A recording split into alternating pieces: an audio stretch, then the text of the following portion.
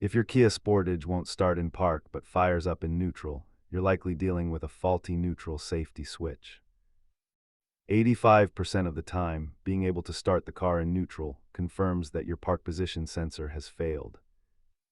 Before you call a tow truck, let's walk through the diagnostic steps to save you hundreds in labor. Always set your parking brake first, then try shifting to neutral to see if the engine cranks.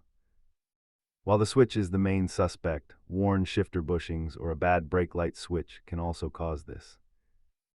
Don't overlook the basics like battery terminal corrosion or a weak key fob battery on push-to-start models.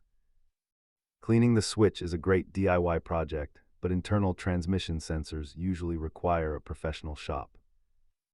Doing this yourself can cost under $50, while a full shifter replacement at a dealer can exceed $400. To replace it, access the transmission housing, swap the sensor, and ensure the new switch is perfectly aligned.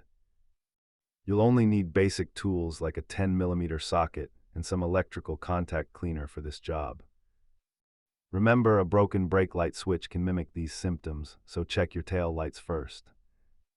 If this helped you get your Sportage started, hit the like button and subscribe for more troubleshooting guides.